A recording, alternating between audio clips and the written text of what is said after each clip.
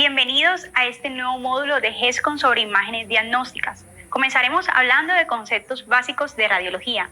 Para mí es un placer acompañarlos. Mi nombre es Dayana Ariza Echavarría. Me pueden encontrar en Instagram como @escaladegrises.rat. Vamos a iniciar con una introducción a las modalidades de imagen. Entonces, esta diapositiva titulada Muchos tonos de gris, digamos que nos cuenta el nacimiento de la radiología. Resulta que un 8 de noviembre de 1895, William Conrad Röntgen se encontraba trabajando en un laboratorio oscuro en Würzburg, Alemania. Él estaba trabajando con tubos al vacío y cristales de platino cianuro de bario. Entonces se dio cuenta que cuando pasaba una corriente a través de este tubo, se proyectaba una luz o un haz que era invisible y reflejaba una luz fluorescente.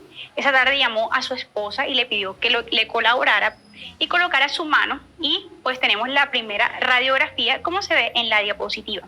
A partir de aquí nació la radiología.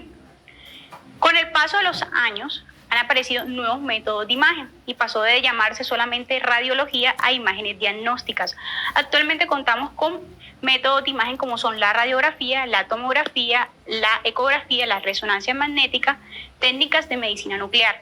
La radiografía ha tomado, digamos que, un apogeo en el ámbito de urgencias, ya que nos permite de pronto tener una ayuda diagnóstica rápida, como para ir explorando lo que tiene nuestro paciente. La tomografía ya nos da unas reconstrucciones más volumétricas y está indicada actualmente principalmente, por ejemplo, en patologías endocrinianas como son enfermedades cerebrovasculares y traumas cráneoencefálicos. La ecografía viene en aumento su apogeo y su utilización.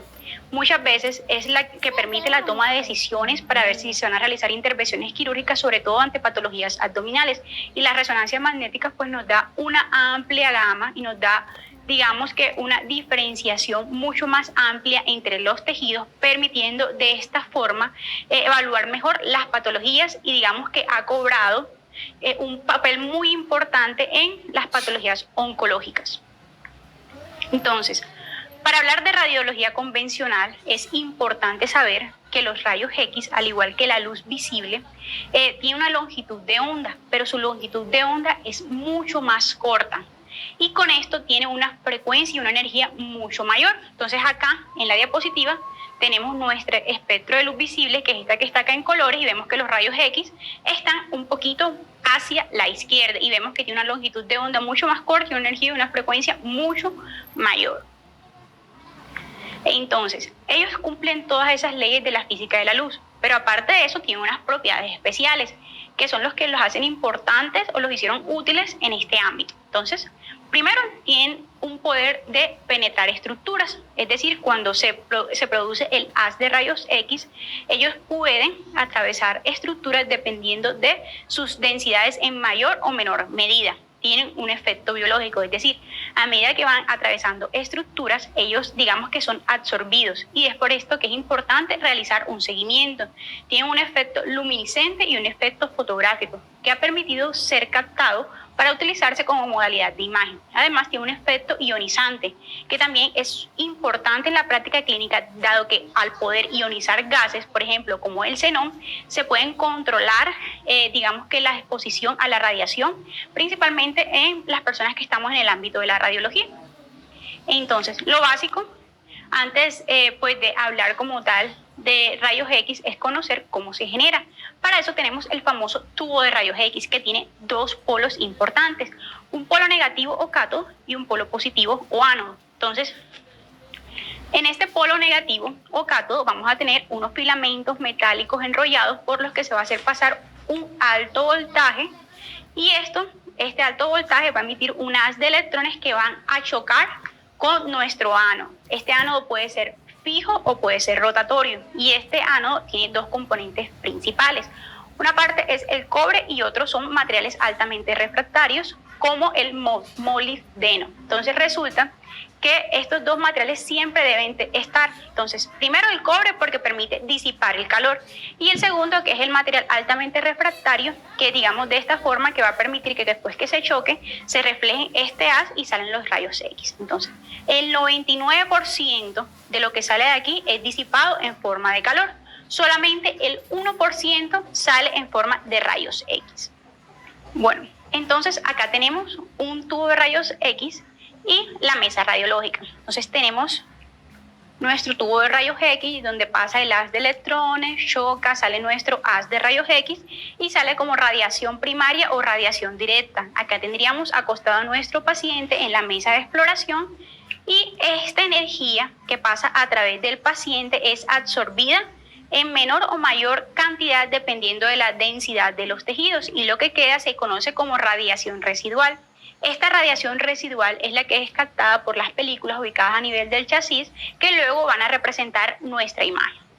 Adicionalmente a esto, a medida que la radiación primaria interactúa con el paciente y no solamente con el paciente sino con el entorno, incluido el aire, sale algo que se llama la radiación dispersa, que conjunto con la radiación de fuga, que es aquella que logra salir de ese blindaje del tubo de rayos X, tenemos la radiación secundaria, que digamos que es la que tenemos en cuenta en los dosímetros de radiología que utilizan los tecnólogos y los radiólogos para medir esa radiación que se genera aparte de la que nos interesa para la producción de imágenes.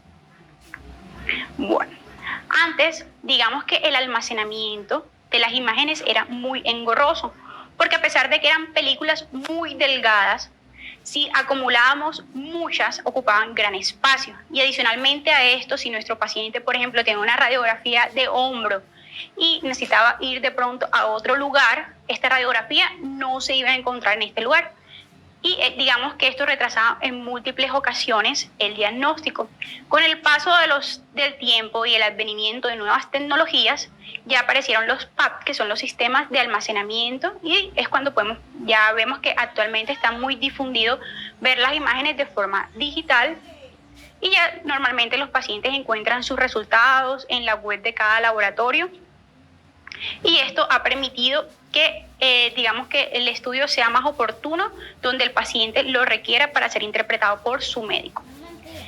Entonces, algo muy importante que tenemos que tener en cuenta y básico para la interpretación o en el contexto de urgencias, en consulta externa, incluso en la unidad de cuidados intensivos cuando se encuentran viendo una radiografía, es tener las 5 densidades básicas que podemos ver en una radiografía, sea una radiografía de tórax, una radiografía de abdomen o una radiografía de exploración musculoesquelética. Entonces, hay 5 densidades básicas que van a depender de la densidad de los tejidos. Entonces, vamos a comenzar con el aire. El aire que se ve negro, así como lo hemos representado acá, y se utiliza el término de radiolúcido. ¿Qué pasa? Que el aire tiene poca densidad, es decir, deja pasar la corriente de rayos X.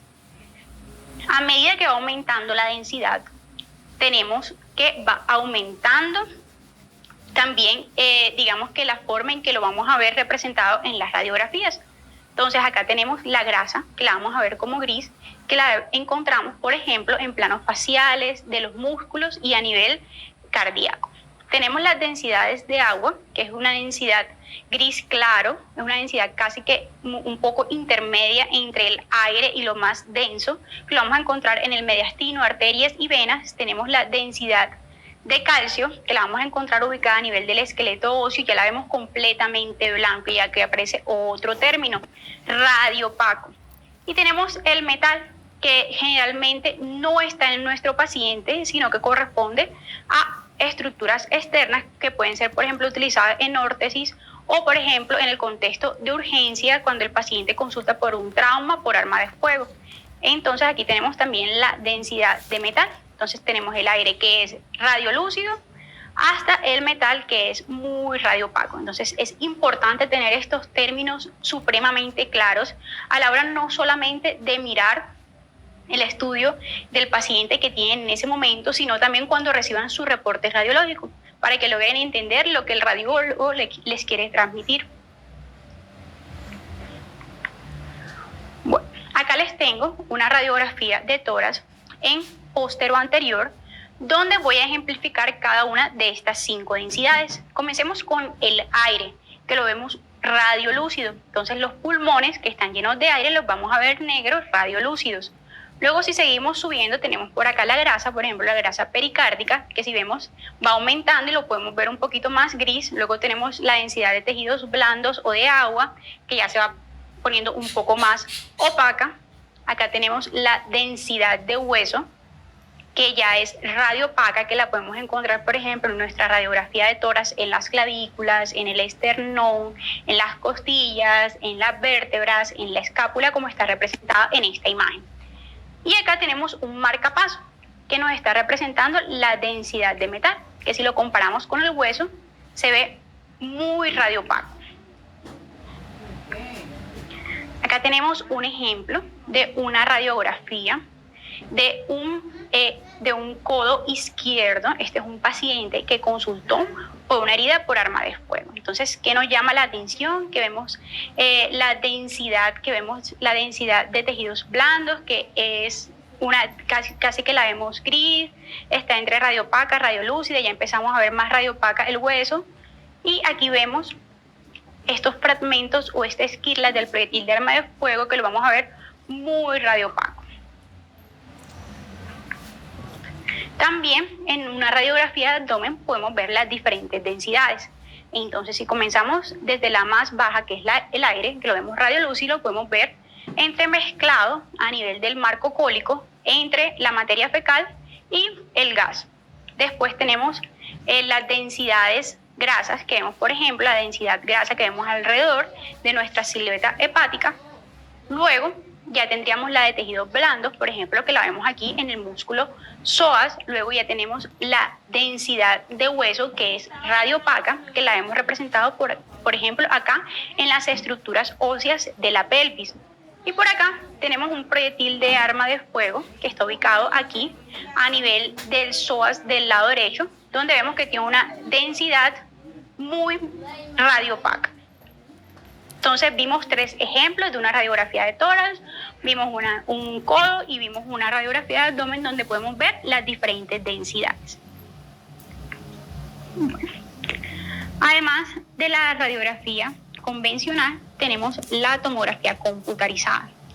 Resulta que no fue sino hasta un siglo después, en 1971, que con el avance informático, el señor Gottfried Hohenfeld pudo idear, aquí vemos cómo tenemos plasmada su idea en esta servilleta, múltiples detectores que los dibujó acá y un tubo de rayos X. Entonces él pensó o craneó esta idea de hacer cortes de imágenes del paciente mediante detectores que iban girando alrededor del paciente, y vemos que acá vemos representada su idea en la primera tomografía, que fue una tomografía de cráneo. Vemos que en ese momento realizar el estudio era muy engorroso, y acá vemos que los cortes no eran tan finos ni milimétricos como son actualmente. Entonces acá tenemos una representación esquemática donde tenemos la mesa donde se acuesta nuestro paciente, tenemos el gantry donde tenemos nuestro tubo de rayos X con nuestros detectores rotatorios, que cuando se inicia el escáner van a hacer un sondeo helicoidal a través de nuestro paciente. Explicado gráficamente de esta forma: nuestro paciente, el tubo de rayos X emisor, y acá tenemos múltiples detectores que van girando en 360 grados en el eje de nuestro paciente. De esta forma podemos hacer reconstrucciones posteriormente. Entonces acá les traje una foto de un tomógrafo donde tenemos el tubo y estos son los detectores. Así son en vivo y en directo, digámoslo de esta forma. Bueno, así como hablamos de densidades en la radiografía, vamos a ver cómo se ven representadas esas partes anatómicas en la tomografía. Entonces, resulta que luego que nuestra imagen luego que el tomógrafo realiza el escáner, esto es interpretado por una computadora, pero ella nos interpreta nuestro paciente así, de esta forma, en cuadritos, en píxeles. Y resulta que cada uno de estos píxeles va a representar una parte anatómica de nuestro paciente. Y cuando hablamos de voxel, que es el píxel tridimensional, es decir, esa estructura en todas las dimensiones. Entonces, cada uno de esos píxeles va a representar una estructura que tiene diferentes densidades y que por lo tanto permite o no un mayor paso al haz de rayos X. Entonces, tenemos algo que se llaman las unidades Hounsfield en honor a este señor que les acabo de comentar. Entonces, en un principio teníamos densidades desde menos 1000 hasta más 1000. Actualmente serán hasta de más 3000. Donde el agua, digamos, que era la densidad 0, y a medida que iban aumentando en densidad, iba siendo más positivo y iba aumentando el valor numérico. Contrario, cuando disminuía la densidad, iba disminuyendo el valor numérico.